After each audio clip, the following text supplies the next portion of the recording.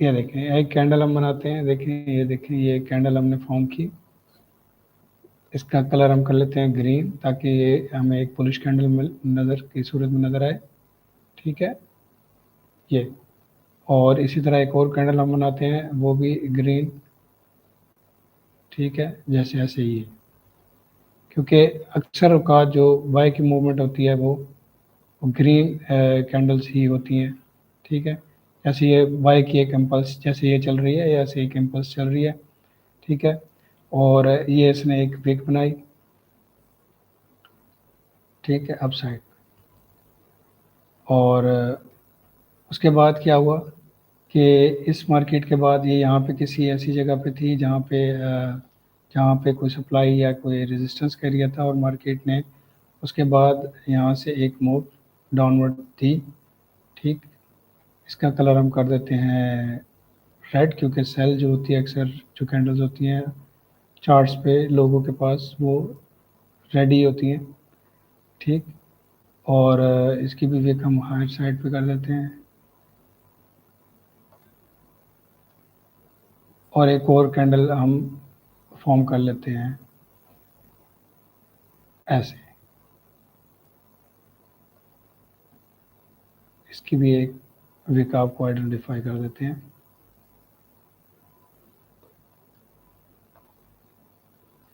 अब देखिए हमें रिट्रेसमेंट का कैसे या हमें स्विंग हाई का कैसे पता चलेगा। जब किसी इम्पल्स के बाद टॉप पर जाके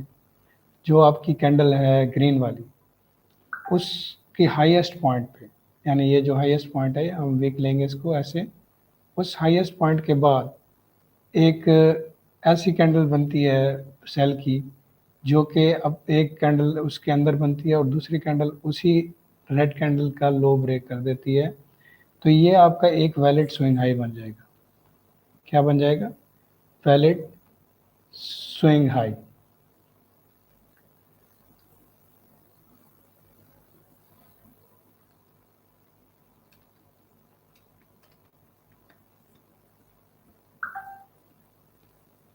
और अगर मार्केट इस की बजाय इस कैंडल को अगर हम देखें, इस कैंडल को अगर इस कैंडल को मार्केट ने इसके ऊपर क्लोज ना किया हो, ठीक है, सिर्फ विक नीचे दी हो और दूसरी रेड कैंडल ने उसके ऊपर क्लोजिंग ना दी हो, उसके नीचे क्लोजिंग, इस लो के नीचे क्लोजिंग ना दी हो, तो ये आपका स्विंग, ये जो आपका टॉप की जो बाई की कैंडल है उसके बाद जो है ना वो इस तरह की इनकी क्लोजिंग ना होने से ये एक इनवैलिड स्विंग हाई बनेगा। ठीक है, इसकी ये जब स्विंग हाई वैलिड नहीं होगा तो आप इसके बाद आने वाली इम्पल्स को नहीं पहचान सकेंगे। इसके बाद अगर इम्पल्स इस तरह आती है, ठीक है, ऐसे कोई एक ग्रीन कैंडल बन जाती है, तो हमारे पास जो बाइंग की अपॉर्चुनिटी है या कुछ भी, हम इसको स्ट्रक्चर की डेफिनेशन में नहीं ले सकते, क्योंकि एक स्विंग हाई फॉर्म नहीं हो, और जब कोई स्विंग हाई फॉर्म नहीं होता तो उसका ब्रेकआउट भी नहीं होगा। वैलिड स्विंग हाई तभी होगा जब ये कैंडल, ये वाली कैंडल जो है दूसरी रेड कैंडल से नीचे ब्रेक करे, उसके बाद अगर इस स्विंग हाई के ऊपर कोई और बुलिश कैंडल का ब्रेकआउट होता है तो इस स्विंग हाई को हम वैलिड स्विंग हाई कहेंगे, और उसके बाद जो ब्रेकआउट है वो एक बेहतरीन और अच्छा ब्रेकआउट बाई साइड पे हमें देखने को मिलेगा। अगर इसके ये क्राइटेरिया पूरा नहीं होता तो ये एक इनवैलिड स्विंग हाई होगा, और इनवैलिड स्विंग हाई के ऊपर ब्रेकआउट से मार्केट का स्ट्रक्चर डिफाइन नहीं होता। तो मार्केट के स्ट्रक्चर को डिफाइन करने के लिए हमें वैलिड स्विंग हाई को पहचानना ज़रूरी है। अब इसका एक और भी सिनेरियो हो सकता है, वो ये सिनेरियो है कि ये जो आपकी लास्ट ग्रीन कैंडल है, ठीक है, इसका इसका जो लोएस्ट पॉइंट है, यानी अगर हम उसको एक वीक कंसीडर करते हैं कि ये इसका लोएस्ट पॉइंट था, और यही ग्रीन कैंडल, यही रेड कैंडल इसको इनगल्फ कर दे ऐसे, यानी कि इसकी क्लोजिंग, इस रेड कैंडल की क्लोजिंग इस ग्रीन के विक के नीचे हो जाए। ठीक है, इस ग्रीन की विक के नीचे इसने इसको क्लोज कर दिया, तो ये भी हमारे पास एक वैलिड स्विंग हाई हो जाएगा। और इसके उसके बाद आने वाली कोई भी जो कैंडल है जो उसका हाई ब्रेक करती है, तो हमें पता लग जाएगा कि जी ये इसका एक मार्केट ने एक अपना स्विंग हाई ब्रेक किया और ये पॉसिबल मूव है बाय साइड की, ठीक है। जब तक इस तरह के दोनों सिनेरियो, यानी कि पहला जो सिनेरियो था जिसमें एक जो है वो रेड कैंडल जो है वो दूसरी रेड कैंडल के नीचे, जैसे ये है, इसमें जैसे अगर मैं इसका रंग कर दूं रेड, ठीक है, तो आपको पता चल जाएगा कि ये कैंडल है, इस रेड कैंडल के नीचे इस रेड कैंडल ने क्लोज कर दिया, तब भी एक वैलिड स्विंग हाई होगा, ठीक है। या फिर अगर मैं इसको डिलीट कर दूं, ठीक है, सिनेरियो 2 जो है वो ये है कि अगर इस ग्रीन कैंडल, जो टॉप की ग्रीन कैंडल थी किसी भी इम्पल्स में, उसके बाद जो उसकी लोएस्ट विक या पॉइंट था उसको इनगल्फ कर दिया, यानी कि मैं इसको यहाँ पे लिख भी देता हूँ कि इनगल्फ कर दिया है इसको, यहाँ पे इसने इनगल्फ का मतलब उसको अपने अंदर समा लिया है, ठीक है, इनगल्फ कर दिया है, तो हम जो है ना उसको भी एक वैलिड स्विंग हाई कंसीडर करेंगे और उसको हम स्ट्रक्चर मार्किंग में यूज़ करेंगे। तो ये तो था कि आप स्विंग हाई कैसे आइडेंटिफाई करते हैं। इसी तरह जो स्विंग लो है, स्विंग लो के लिए हमारे पास जो है वो अ, जो बनता है सिस्टम, उसको हम कहेंगे कि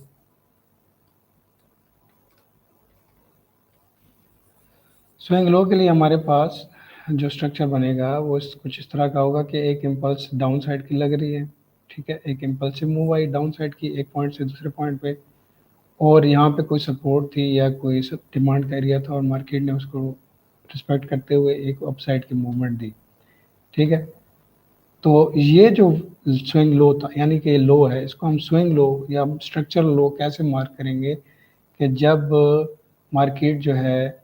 वो इसी तरह एज इट इज़ जो है वो अपना जो सबसे लोएस्ट बेरिश कैंडल है, ये एक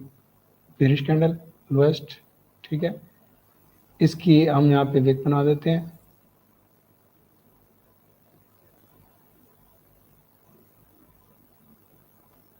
ठीक। और इसके बाद इसको इसकी जो दूसरी कैंडल है वो ग्रीन कैंडल, वो इसके अंदर क्लोज हो जाए,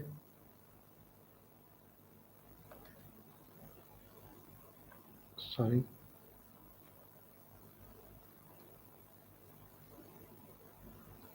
ठीक। और एक और ग्रीन कैंडल जो है वो इसकी लो ब्रेक किए बगैर इस ग्रीन कैंडल की हाई को ब्रेक कर दे, ठीक, ठीक है, इसकी हाई ब्रेक होगी, तो ये जो स्विंग लो फॉर्म हुआ है इसको हम कहेंगे कि एक वैलिड स्विंग लो है।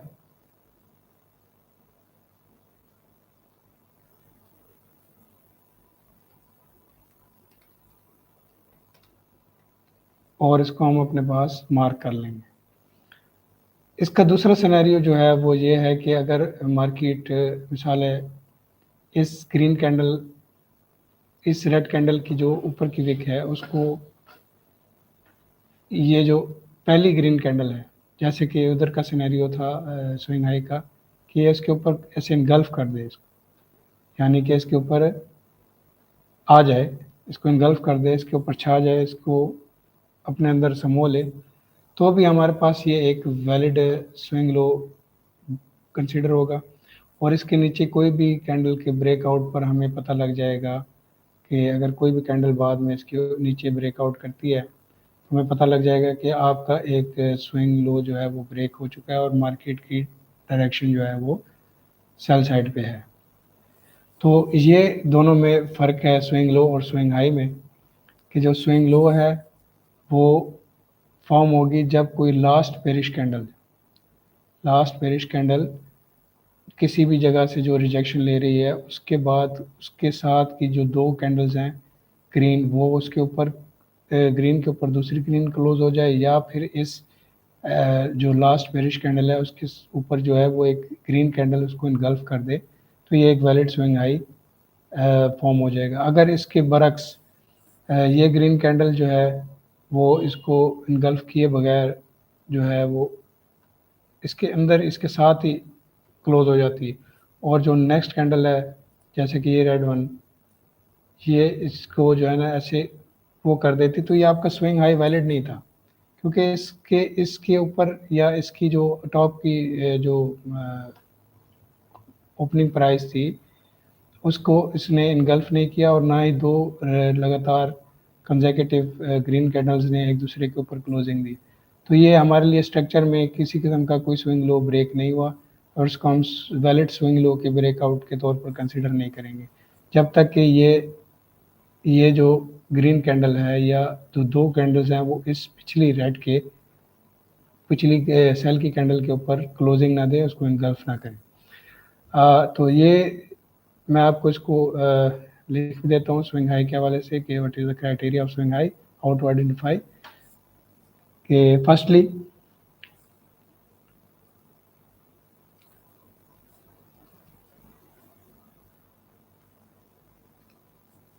जो स्विंग हाई के लिए last bullish candle in impulsive wave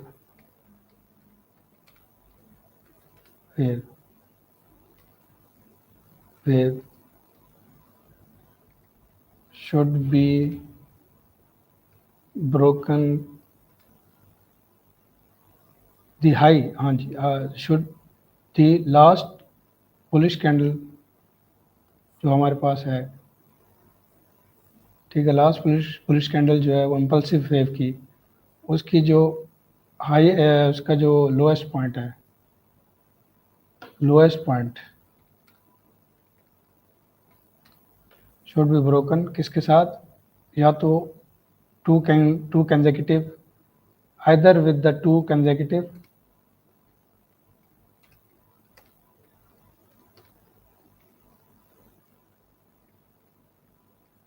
bearish candles,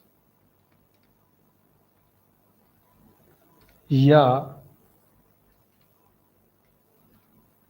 एक जो है वो इनगल्फिंग बेरिश कैंडल्स है।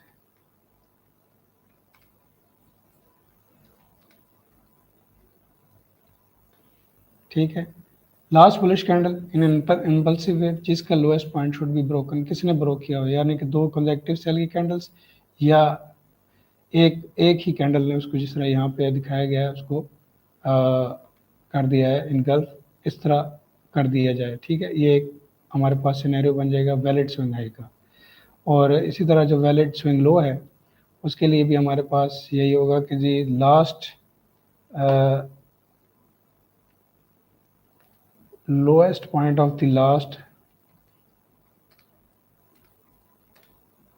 highest point of the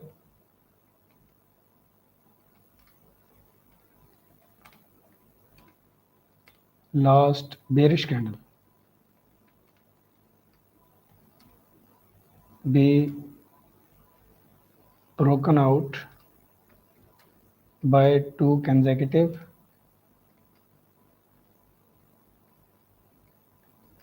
bullish candles or by one engulfing bullish candle।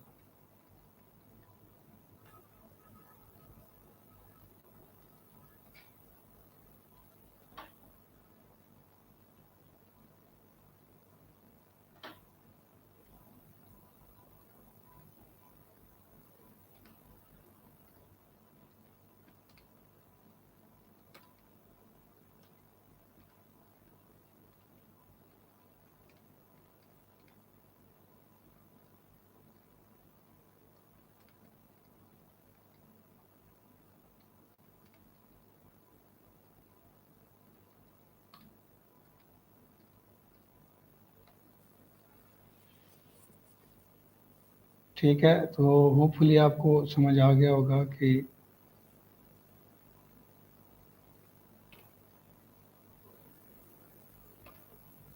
ये कैसे इसको फाइंड आउट करता है और करना चाहिए, और किस तरह हमें इसमें जो है वो फ़ायदा होगा। क्योंकि जब तक हमें स्विंग हाई और स्विंग लो का नहीं निशानदेही होगी तो हम इसमें स्ट्रक्चर मार्किंग नहीं कर सकेंगे, और इससे हमें फिर ट्रेंड का भी इतना ख़ास अंदाज़ा नहीं होगा। तो अब चलते हैं किसी टाइम फ्रेम में और इसको देखते हैं कि हम किस तरह जो है वो स्विंग हाई और स्विंग लो को आइडेंटिफाई कर सकते हैं। लेकिन नाजरीन, जैसा कि हमारे पास एक इम्पल्स चल रही थी,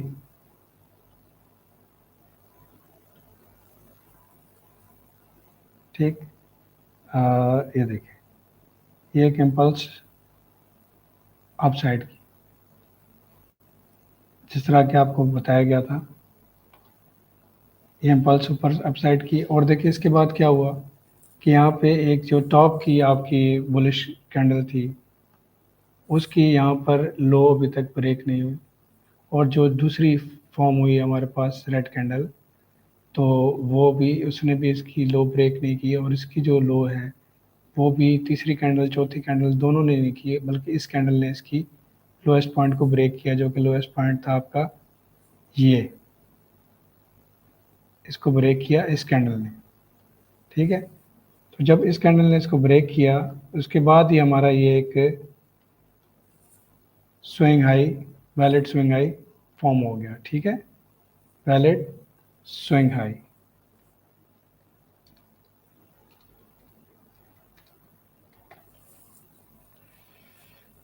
और इसी तरह अगर हम नीचे देखें तो जो स्विंग लो हम अगर कोई मार्क करना चाहें तो उसके लिए हमें देखना पड़ेगा, ये देखें, इसी का आप देखें, ये इसी को नीचे आ रही है, ये नीचे आते हुए इस मार्केट ने क्या किया है, यहाँ से ये देखें, ये नीचे आई, और ये जो उसने लास्ट की सेल की कैंडल बनाई, इसके बाद ये ऊपर गई है, इसकी जो हाईएस्ट पॉइंट था, इस लास्ट सेल की कैंडल का हाईएस्ट पॉइंट, जो कि ये विक थी,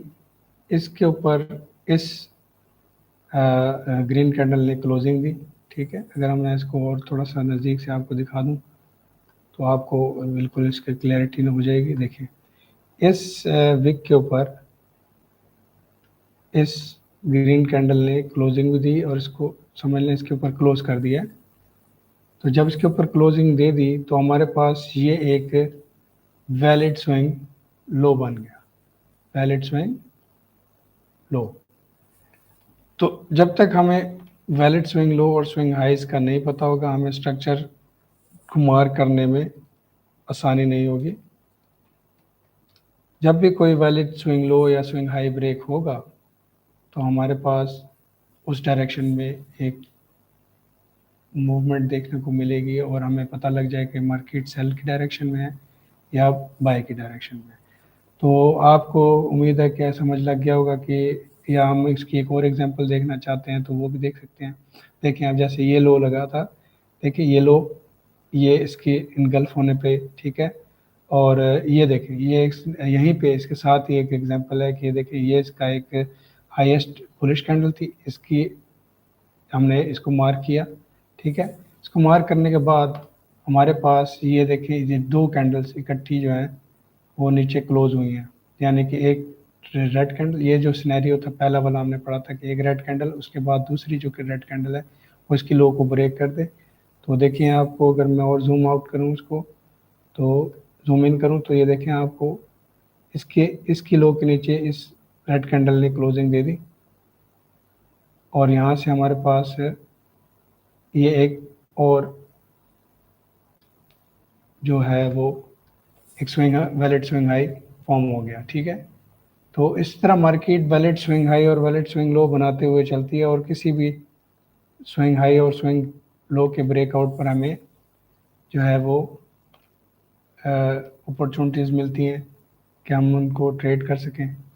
और ये देखिए, इसकी स्विंग लो की एक और एग्जांपल आपको देते हैं, ये लास्ट सेल की कैंडल, ठीक है, और उसके ऊपर जो है वो उसकी हाईएस्ट जो विक थी उसको इनगल्फ कर दिया इस ग्रीन कैंडल ने। तो ये हमारे पास एक वैलिड स्विंग लो फॉर्म हो गई है, और इसके बाद देखिए मार्केट ने पुल बैक किया है, और जब भी ये स्विंग लो ब्रेक होगी तो एक और नई स्विंग लो, और ये फिर एक नया स्विंग हाई। इस तरह आपने स्विंग लो और स्विंग हाइज को मार्क करना है,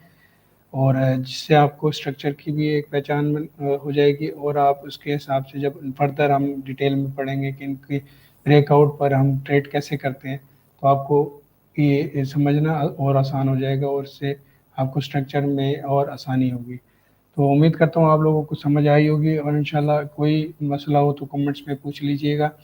और चैनल को लाइक सब्सक्राइब कीजिए ताकि आपको और मज़ीद इंफॉर्मेटिव वीडियोस इस मार्केट के हवाले से मिल सकें। Thank you very much. अल्लाह हाफिज़, टेक केयर।